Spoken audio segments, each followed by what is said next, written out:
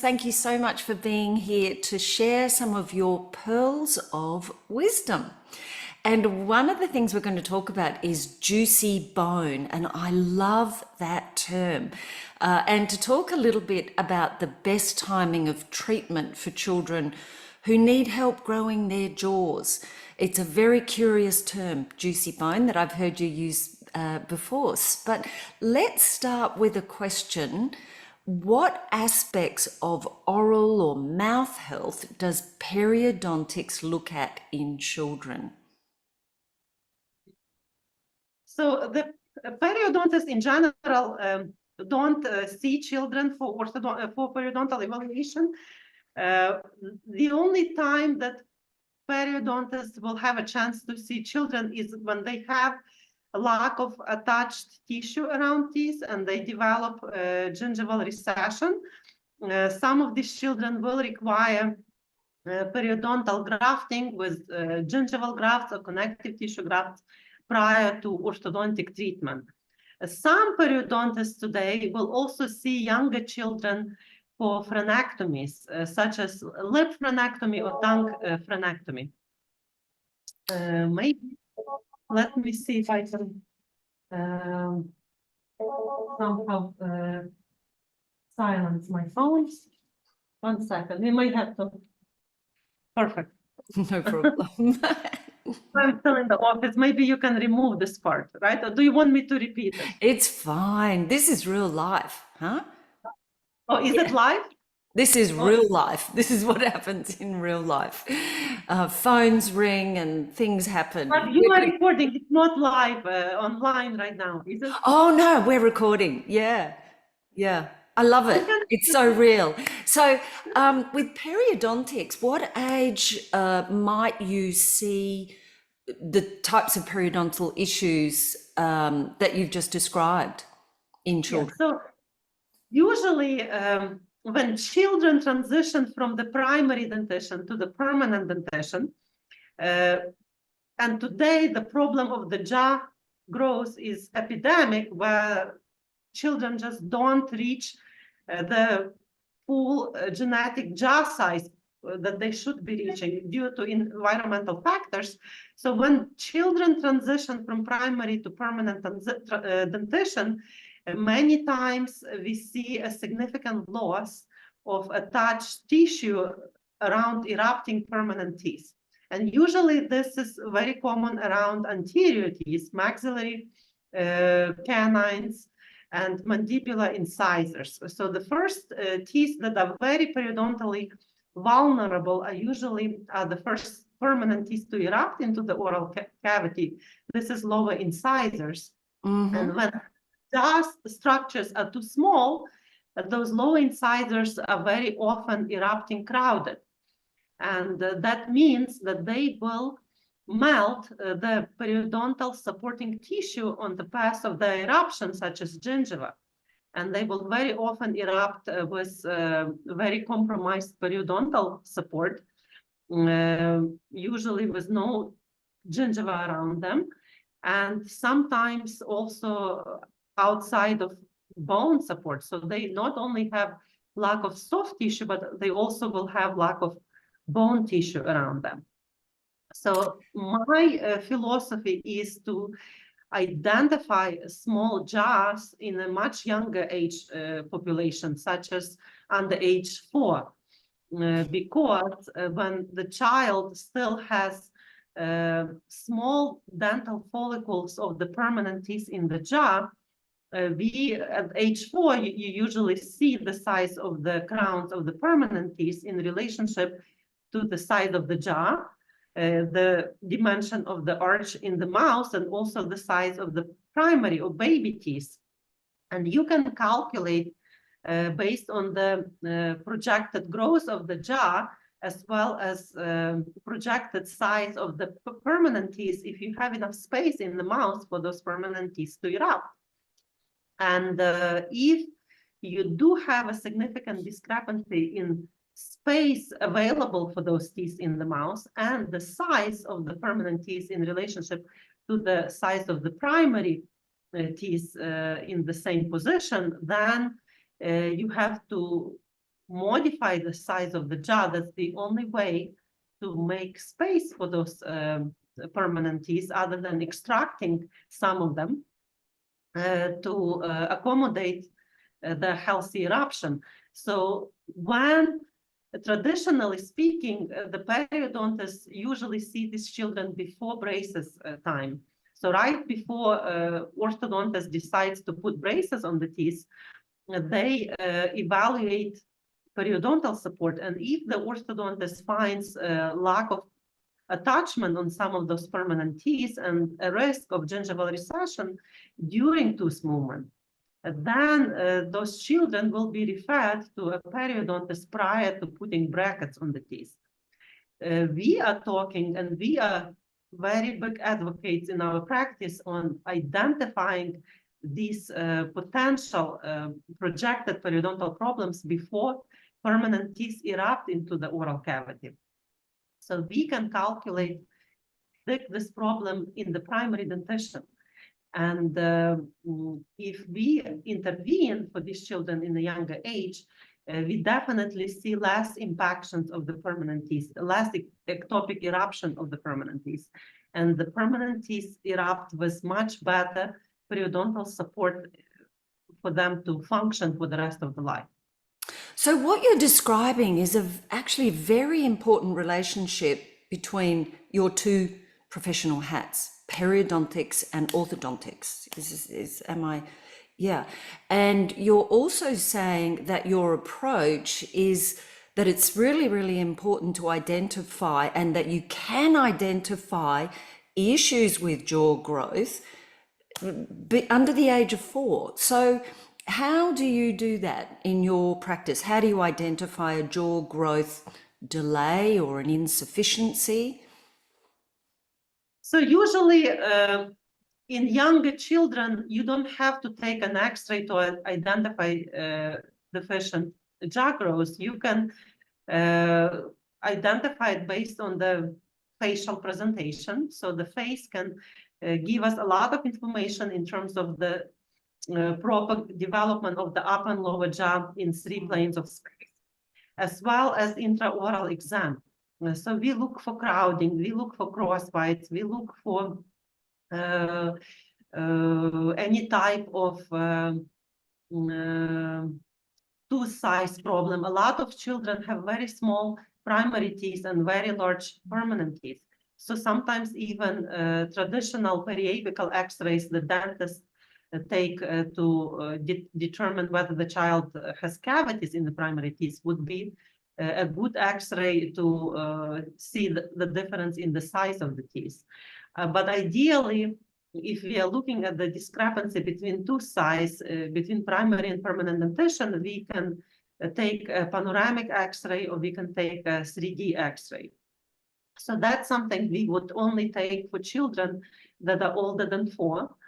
And also in children that will sit still for an x-ray. If there is a child that will not sit still for an x-ray, that the value of that x-ray will not be good, and we will have to use our clinical judgment to make a decision if they need a skeletal intervention or not, and if they are deficient or not. But facial and intraoral exam are a good way to screen and do initial evaluation to determine jaw deficiency. And do you have measurement parameters? So say, for example, you're not doing an x-ray, but you're doing an intraoral or a facial review of the child's dental and occlusal health. Do you measure somehow?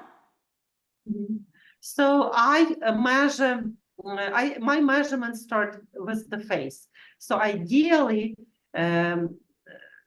when we look at the face, we want to make sure that the upper and lower jaw are positioned during growth ahead of the forehead. So in many children, upper and lower jaw fail to grow forward properly.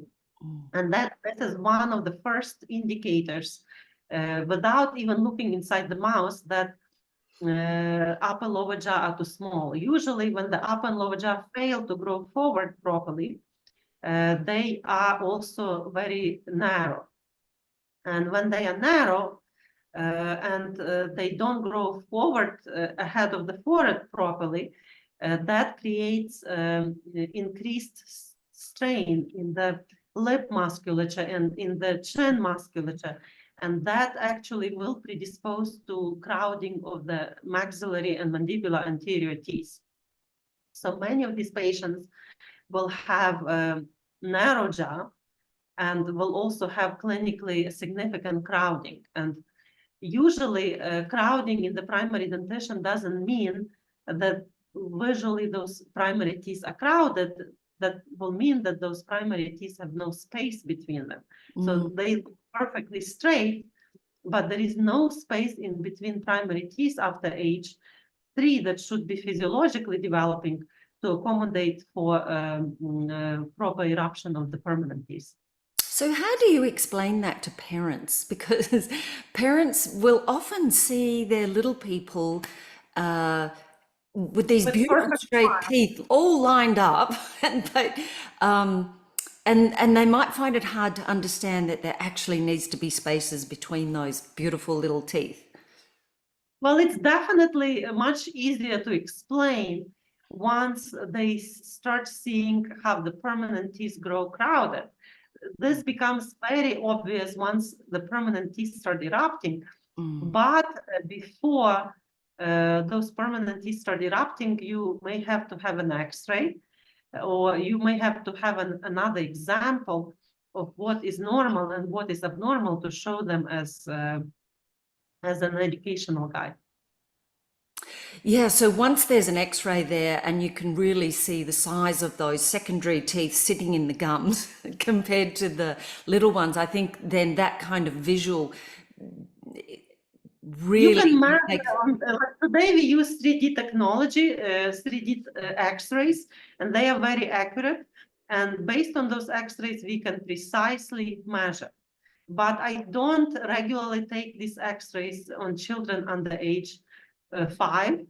I will only take it if I know that the child will sit still for that X-ray because of radiation, and also if I see clinically a potential problem. But most of the time, clinically, you can see that the primary teeth are crowded and the face is not developing correctly. That is enough information to understand that they're going to be a skeletal and dental and periodontal problem once those permanent teeth erupt. Yes, and if it's not treated when you first see it, then what is the progression from that point? You know, how does it affect a child's health? How does it affect their functioning in everyday life? So the big question today is the correlation between jaw development and airway health. We know that a lot of children today have a significant problem with nasal congestion, upper airway deficiency, upper airway resistance, and some of them even have sleep apnea. And some of these children, if not most of them, may have an anatomic component that will predispose or contribute to the airway problem, such as jaw deficiency. With the limited research that we have on correlation between jaw deficiencies and airway health, we have enough data suggesting that there is a link, that compromised anatomy is going to compromise the breathing of these children. And we also have very significant literature suggesting that if the child can breathe through the nose and has to breathe through the mouth, that it will impact the facial development, it will impact the quality of sleep. And if they can sleep, they don't produce growth hormone, their body doesn't regenerate, they don't have a proper cognitive development, so it will affect their cognitive development. It's like a big chain, yeah, it's a chain reaction, isn't it? In reactions. So yeah. Every single study that we have in the pediatric sleep medicine suggests that you have to intervene in younger children. So if I don't treat sleep disorders, but I do treat as an orthodontist deficient jars.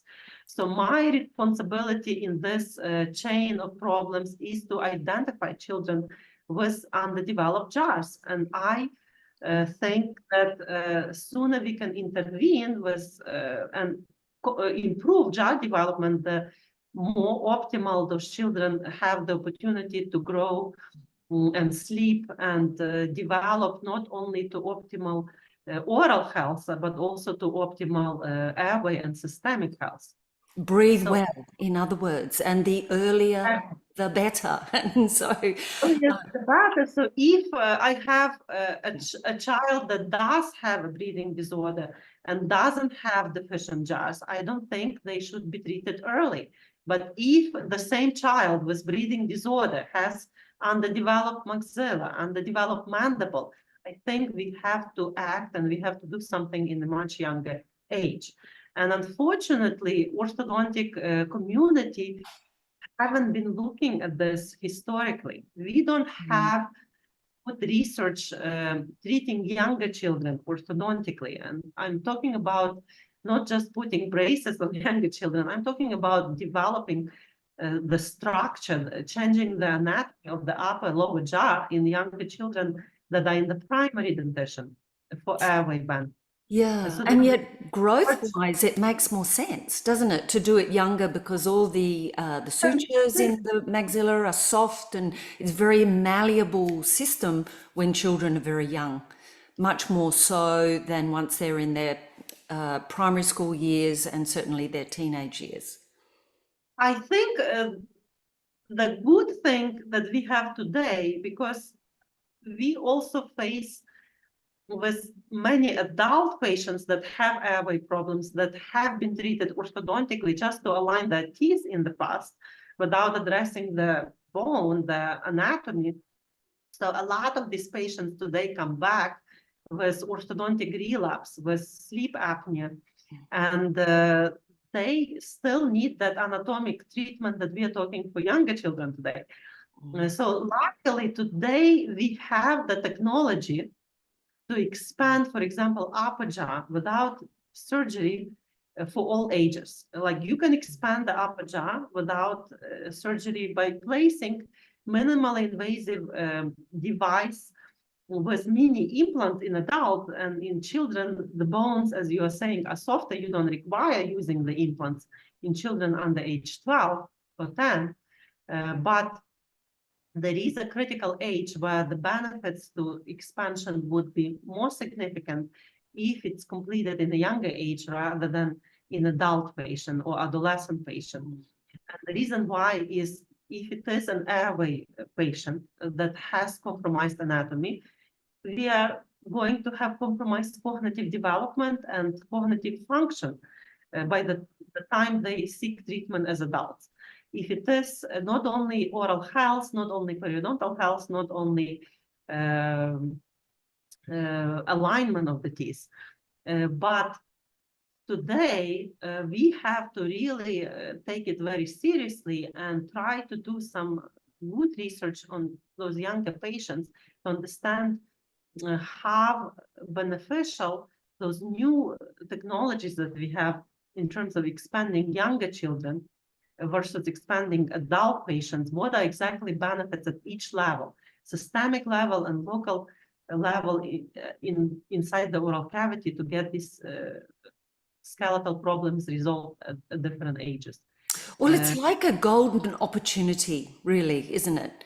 There's a golden opportunity when kids are young to see if the jaw growth is on track. And certainly, even in little ones, like preschool children whose jaw growth is off track and they already are showing signs of breathing difficulties or challenges for whatever reason. So that's an opportunity when kids are young to be able to provide that treatment.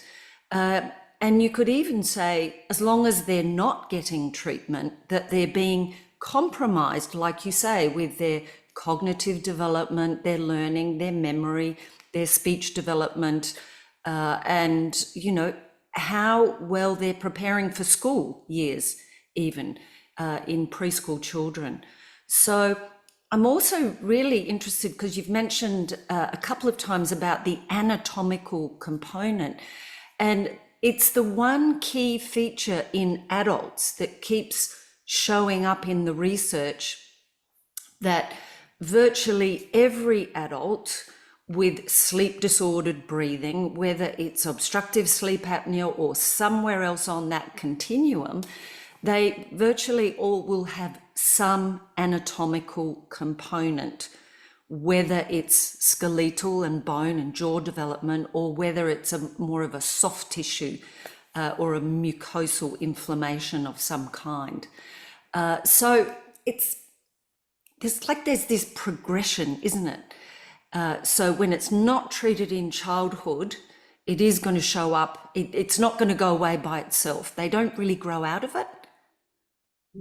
Exactly. I don't believe that you can grow out of it.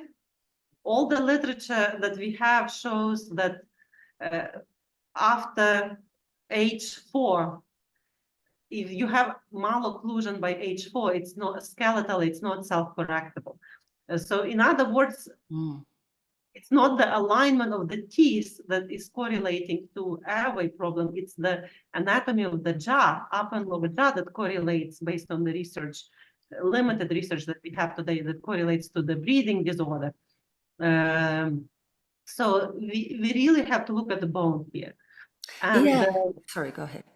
Yeah. Sure, and I don't think that you can grow up if the bone is too small and you don't do anything after age 4 to correct the bone. I don't think you can outgrow it. You can change the position of the lower jaw, and a lot of patients will adapt by extending the neck, forward neck posture, by bringing the lower jaw forward into anterior crossbite, or bringing the tongue forward to keep the airway open into the open bite and force open bite, or keeping the mouth open and breathing through the mouth. So there are different levels and variety of adaptations that each patient may develop to the same breathing disorder. I'm really glad that you're talking about that, because it's considered by many still, things like mouth breathing are considered normal. But what you're talking about, well, we know it's certainly not ideal. It's very, very common. Many people mouth breathe, and I think that it has become normalized in society. I think what you're talking about are maladaptions, when the jaw is not growing properly, the body and the way the body works for breathing, for example, has to adjust around small bones. So it's a compensation, if you like. So all the parts around your head and in your head that are mobile are going to adapt first. And that is your tongue, that is your lower jaw, and that is your neck. Like, these are the 3 levels of adaptation that can happen in the patient to compromise the airway and jaw anatomy. Yeah, and that compensation is most easy to see with breathing, and yet you were also mentioning the forward tongue posture, and of course that will affect chewing, and that will affect swallowing, and that will affect speech, and it also affects where the tongue sits. So tongue posture is another one of those important influencing factors on growth. As children are developing, the way those muscles are used has a very, very big impact on how the bones grow.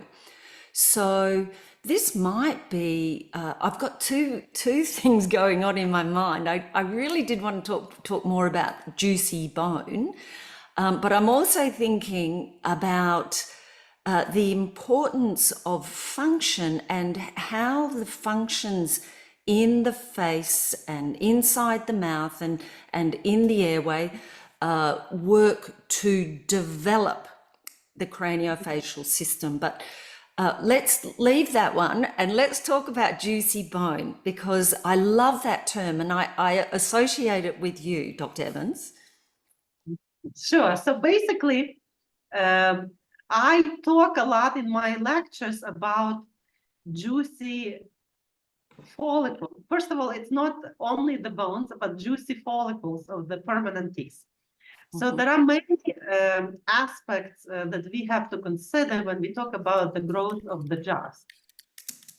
And the jaw structure, the way it grows, it's influenced by outer forces that surround the jaw structures, such as the musculature of the face, the tongue, as you are talking about tongue posture, tongue pressure, all of these soft tissue factors will affect the direction and the amount, velocity of the growth of the jaw structures, as well as breathing through the nose, and the pressure from the air that goes through the nose will also affect the growth of the sinuses, the growth of the nasal cavity, and the growth of the palate.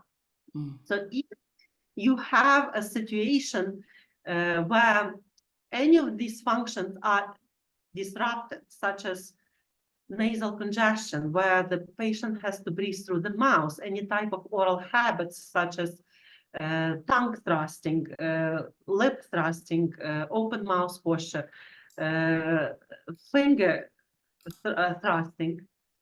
So all of these problems will disrupt natural rest position for the tongue, which should be on the palate, and also will disrupt the growth of the jaws. The other fact, when we talk about juicy bones and juicy follicles, I talk about the other potential growth of the bone that happens from the inside. So the pressure of the muscles and the stretching component of the musculature around the bones grows the jaws from the outside. So if the muscle functions correctly and it attaches to the jaw, it will stretch the bone, and with tongue pressure, for example, and air pressure through the nose, those jaws will expand and grow in space. But there is another potential of the jaw to grow, is internal potential. And that internal potential has everything to do with the follicles of the teeth. In the babies, in the infants, it's the growth of the follicles of the primary teeth.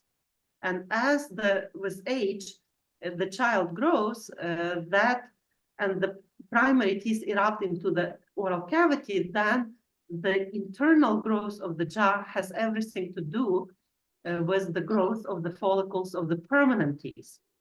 So if you have if all these muscles that malfunction around your jaws compromise the growth of the jaws in their direction and also the size, the volume, that is correlated and interferes with the position and the growth of the follicles of the permanent teeth. And those follicles of the permanent teeth are designed to grow and expand the bone that essentially, once the permanent teeth erupt into the oral cavity, will surround the roots of the teeth. So the body, the jaw, builds its own bone from the inside, utilizing the follicles of the teeth. So the follicle of the tooth always starts in the center of the bone, and it kind of gradually moves into the space away from the basal or the center part of the bone into the space where the tooth should be erupting. So that follicle is a little sac that holds the tooth inside, is always going to be, if it's functional inside the bone, a little bit bigger than projected root dimension of the tooth. So if that sac, it's just like a little flower, opens in the center of the jaw where the tooth should be erupting, that opening of that follicle will allow the root to have the good supporting bone all around it. But in many children that have very small jaws, those follicles do not grow all the way to the center of that ridge where the tooth should be erupting, but they get displaced to the sides. So instead of erupting right in the center of the bone, those permanent teeth would erupt into the cheek areas in expense of the gingiva. I don't know if it's easy to understand without. Yeah, no, it's fantastic explanation, and my mind is going many questions. So, The follicles of the permanent teeth, they get displaced when the bone is too small, and they, instead of erupting in the center of the bone where the tooth should end up erupting, they erupt sideways. And when they erupt sideways, what is happening is they melt the bone that should be supporting the tooth root in the end on the outer part. And then the tooth erupts with the compromised bone around the root before the tooth is even in function. So here you have a child with very small jaw where the follicles of the permanent teeth were displaced and did not erupt in the proper position. So now the permanent teeth will develop with compromised bone support around them and gum support. And now you put them in malfunction, they erupt in very bad bite with overloading of those very weak, fully periodontally supported teeth. And you put braces on them. So the next thing you do, oh, your teeth are crowded, let's put braces on them. So every single orthodontic study that we have on children that had orthodontic treatment with braces, with extraction of the teeth or without extraction of the teeth, just aligning crowded teeth shows us that the patients after moving their teeth have less bone supporting those teeth than they started with before you move them. So we have that evidence. The periodontists know it, and the periodontists, as intervention to address this issue, developed special bone and soft tissue grafting techniques that periodontists recommend to provide to these patients prior to orthodontic treatment, knowing that these patients will have periodontal compromise situation after orthodontic treatment. So all these periodontists did 50 years of research and development of bone grafts, surgical techniques to graft the alveolar deficient bone so the orthodontist can safely move those teeth around and have some good tissue after moving those teeth. Which, to be honest with you, for a lot of cases are not very predictable because you can move a tooth and you can successfully graft the area outside of blood supply. So a lot of these periodontal surgical techniques have actually limitations and they don't achieve optimal periodontal support even with surgery. So instead of getting to the core of the problem, and the core of the problem is compromised growth and development, we go straight into surgery. So these patients that have poor periodontal support because of crowding, because of the small jaws, instead of getting to the root cause and saying, look, there is something we can do to help these teeth erupt in a healthy periodontal support, we went straight to surgery because the periodontist don't treat the young children. But it's actually preventable.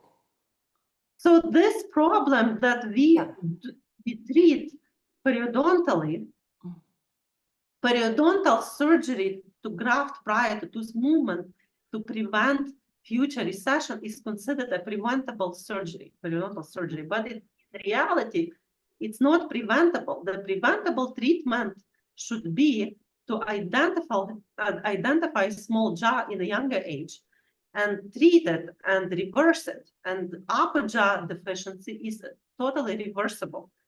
And is there a perfect age to do it?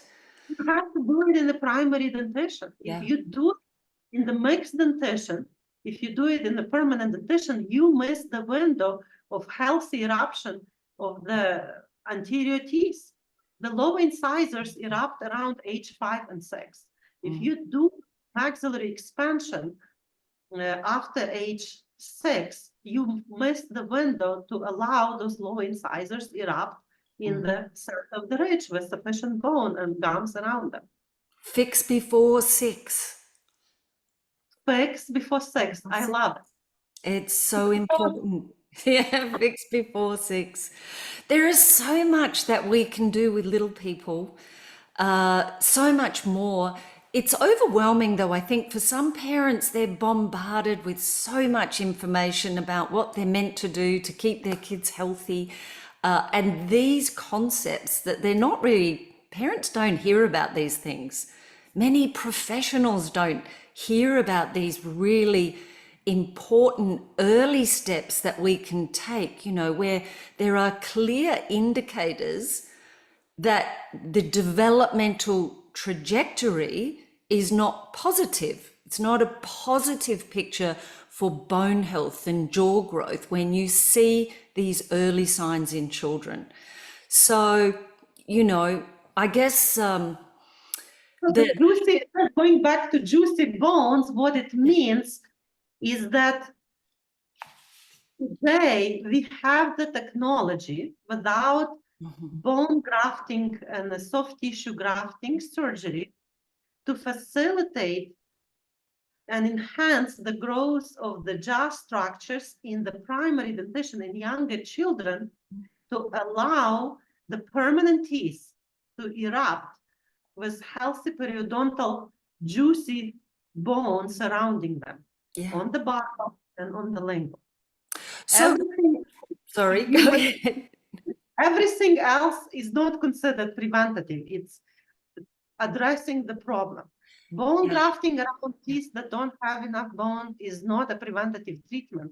It's a treatment periodontal deficiency. We are talking about optimizing the growth of the jaws of little kids so the permanent teeth grow naturally with healthy bone around them. Yeah. Yeah. So what sort of treatment would you do for a 4-year-old that had clear insufficient jaw growth? Yes. So for a 4-year-old, we would expand upper jaw and we would upright mandibular primary teeth to allow the primary teeth to function axially. And we would also work with breathing. If the child has nasal congestion, any type of allergy, any type of oral dysfunction in terms of the tongue posture, lip dysfunction, weak orofacial musculature, you want to strengthen that. You want to put them on the diet that will facilitate the growth of the jaw, which is the hardest food diet rather than like eating soft foods only. And they may require, after that structural correction of the upper jaw and uprighting of those mandibular teeth, some functional exercises to improve oral facial function and strength of the musculature and enhance nasal breathing. They certainly do need functional interventions, and I'm really glad you've been talking about that all the way through, because we need proper chewing to build bone. We need the tongue resting on the maxilla. Proper chewing once the teeth are positioned axially. When you have a small jaw that developed and you don't do anything and you just introduce proper chewing, it's not going to be enough to reverse the existing problem. You have to put the teeth in a proper inclination. So those teeth are what is going to load the facial skeleton. And the forces of mastication, if they are positioned axially rather than angled, is going to expand that facial skeleton in 3 dimensions. So and that's another great point. So I think there are cases where you can work on chewing and it will help to build the bone. But you're talking about linguoversion, linguoversion of the upper and lower teeth. So there isn't proper interdigitation of the upper and lowers. Interdigitation, and also if in many cases where the upper jaw is too small, and the lower jaw usually compensates at the level of the teeth in the young age, where the teeth erupt, lower teeth erupt angled in. So the upper jaw dimension is too small, the lower teeth erupt at this angle. So what it will do when the teeth are loaded, when the child is chewing, the forces will not go vertically, they go sideways, and they go right into the area of the nasal cavity, and that will constrict the nasal cavity even more. And it also will grow the lower jaw wider at the base. So it will cause, to some extent, mandibular deformity if you don't reverse it in a young age. So we want to make sure that all these forces are going vertically. So that's another important indicator, is the angling of the teeth, you know. Absolutely. Yeah, yeah. That is absolutely one of the factors that we evaluate when we evaluate children in the primary dentition. Yeah. If we So in your clinic, how do you manage, this important relationship between anatomy and physiology, between morphology and function? Who does all this work on stimulating correct function? So we try to work with our patients to educate them on this and what they should be giving children to eat after the appliances are removed. But also we have a myofunctional therapist in the practice. We also work with many myofunctional therapists and speech pathologists outside in our network, outside our practice. And it's an interdisciplinary approach that has to happen to improve the health of one individual patient.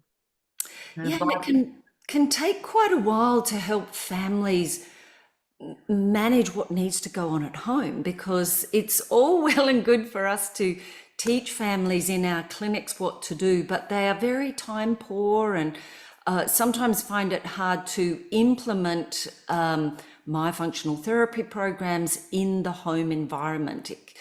What sort of challenges have you seen in that regard? Well, we always educate our patients that myofunctional therapy, like we do the structural treatment, but without addressing the function and without addressing the cause of the problem, it's not going to be enough. I can guarantee that if I hold the expander sufficient amount of time to allow the bone to heal, that bone is going to stay there for life, but it's not going to be a very functional bone if you continue with the myofunctional disorder. So it is very difficult to insert this type of treatment and protocol into everyday life, because the dysfunction that we see to begin with is part of the culture. So in order for you to address the problem, we have to change the culture. Because soft food is part of the culture. Is that what you're thinking? That's exactly what I mean. The pacifier is part of the culture, the soft food, the pureed foods in the packages, the bottle feeding is part of the culture. So quick part of changing the anatomy has everything to do with changing the culture. And of course, breastfeeding, which is so important. And I did look at some statistic recently in Australia. In the last couple of years, I think we have about 28% of mums breastfeeding still at 12 months, and that figure's still quite low. Is that similar in the States? I don't really know the statistics for the United States, but I think the majority of infants are only breastfed 6 months. Very few infants are breastfed beyond 6 months.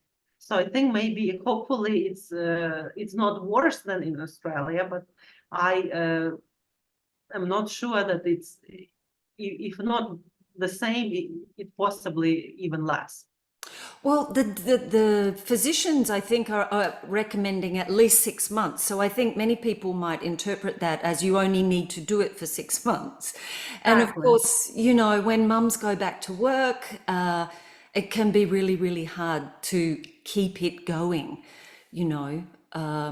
There are many things that can get in the way of breastfeeding, but they certainly did in native cultures breastfed till babies were 3 or 4 with, you know, without a second thought.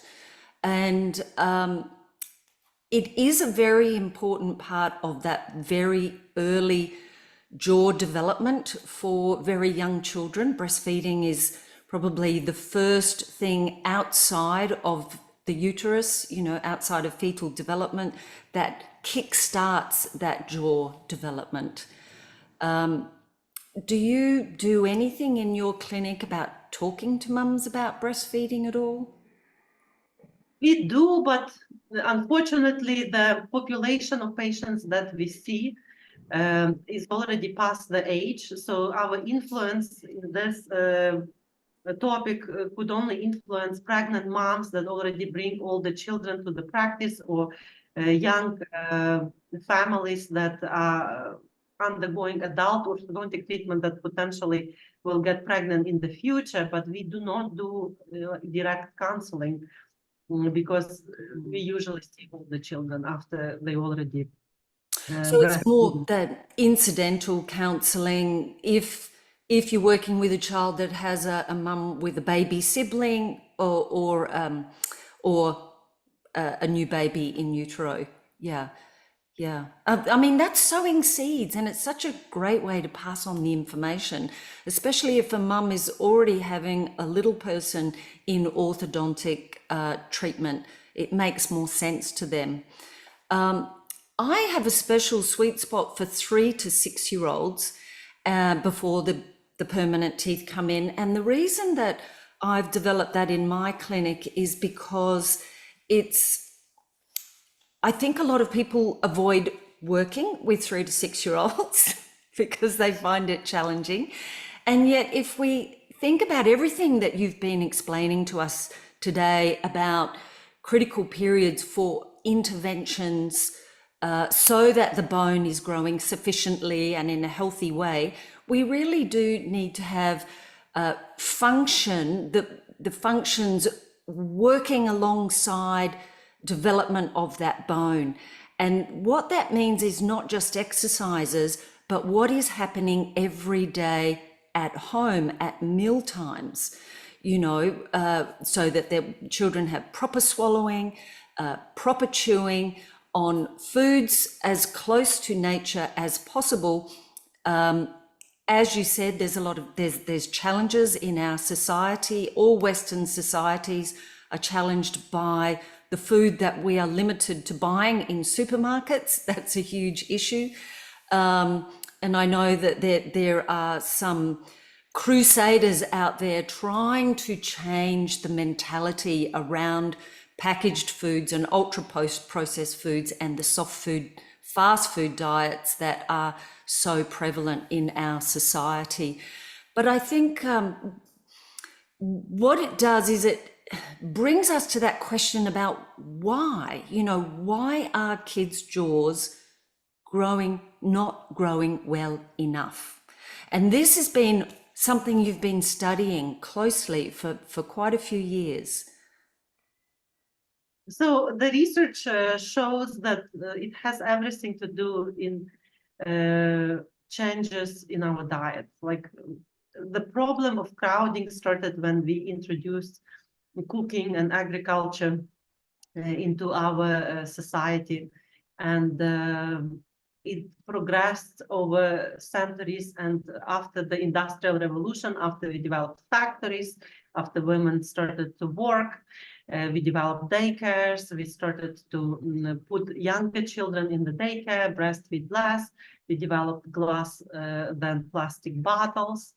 We developed pacifiers for children where moms had to go to work earlier in the development. So all of this, we developed packaged food, we developed formulas. All of these things that we have today that we didn't have like as little as 500 years ago. A factor, plus all the pollution from all these factories around us, and that compromises our airway, affects our facial development. So that critical age for the jaw growth is actually under age 2. That's a breastfeeding age. If you fail to grow, if the jaw fails to grow by age 2, it will never catch up later. And that's what the research is very clear about. So that critical age is where all the changes in the culture affected the growth.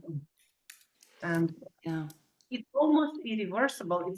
I don't think we can change the culture today. I think it's important for us to know how the problem developed and how it actually affects our systemic health. But I think the answer is in invention of new technologies and new cultures to basically reverse it. So we, just like we changed from natural foods to processed foods in terms of the culture, right? We can as quickly change to different consistency of foods that may hopefully change that facial development epidemic problem. So this social progress, could we call it? Agriculture and industrialization that seems to have created the perfect storm, like the perfect storm for the jaws, and if kids fail to develop jaw structure properly by the age of 2, that it's almost irreversible, so it's reversible without intervention, but it is reversible with intervention, and it is more effective the earlier you intervene. And so is it ever too late? Well, absolutely. It just because you can expand the upper jaw in adult patient doesn't mean that you should wait. Because the lower jaw is significantly guided by the growth of the upper jaw. And even if you can reverse the growth of the upper jaw in a non-growing or adolescent patient, you miss the huge window for that lower jaw to properly grow and for the tongue to grow with the lower jaw and rest in a proper position and grow the upper jaw in the same time. So it's like a vicious cycle. And the best thing is to intervene in a younger age. The problem is that we haven't looked, our scientific community didn't look at this problem from that functional side, that biologic and systemic health side. Everything that we did in terms of research on skeletal orthodontic treatment in younger children had to do with the trauma from protruding teeth, with aesthetic benefits, with earlier approach avoid the child from having braces in the future. These are all wrong questions that we asked in the past. And based on these wrong asked questions, we did the research that didn't actually answer the true questions that we need to answer about the benefits of treating those jaws in a younger age, to the periodontal health of the patients, to the airway health of the patients, to the systemic health of the patients, to the cognitive development of the patients. These questions have not been answered historically because they never questioned them. And drawing those that relationship between the development of diabetes and chronic cardiovascular disease and sleep disordered breathing. I think some of these bigger chronic health issues that are facing the health system, an avalanche of the development of these diseases, I think the health systems are only just starting to realize the magnitude of the problem. So there really, truly is a very strong relationship between oral health and the development of these chronic diseases. And unfortunately, whenever it was, oral health seemed to be separated from medicine, and yet there are such clear relationships. Do you think that is going to change over the next few years, that the medical community will be able to embrace more what's going on with oral health? I hope so. I don't think that there is any other way that it can be avoided. I think it has to be embraced. It's going to be embraced, if not earlier, but definitely at some point in the future. Yeah. It's going to happen. Yeah, and I mean, I see in professional communities that a lot of them are trying to encourage, more communication between the two groups, and that is a really good sign. But, if we're talking a lot about the importance of early intervention, caring for preschool children, and especially in the 0 to 2 year age group, it really is important that kids' airway compromise and jaw development insufficiencies, that they identified early. Is there one short phrase that you would tell every health professional, even every mum, every family, about the importance of jaw development and sleep and breathing? I would say don't wait, act early. 2 words, don't wait. It's so true. Don't wait, because that's the advice that is given very, very frequently, isn't it? In dental and medical clinics, parents are often told to wait. Yeah. Maybe the child will outgrow the problem. I don't see that. It's not that I don't believe it. I don't see it in my patients. They don't outgrow the problem. Yeah. They're probably not going to outgrow it. It's been such an honor to have you on here talking to us today. I'm sure that the professionals that are able to have a look at this recording will have many, many questions. And so if they do, which I'm sure they will, it would be fantastic if we could address some of those questions down the track sometimes. So I do know that you're incredibly busy. And we're really... With pleasure, with pleasure. But my last note to the parents would be, don't wait until it's too late. Don't wait. That's even better. Don't wait until it's too late. And then they can ask the question, well, when is too late? Well, yeah. Thank you so much, Dr. Evans. I'm just going to pause us here.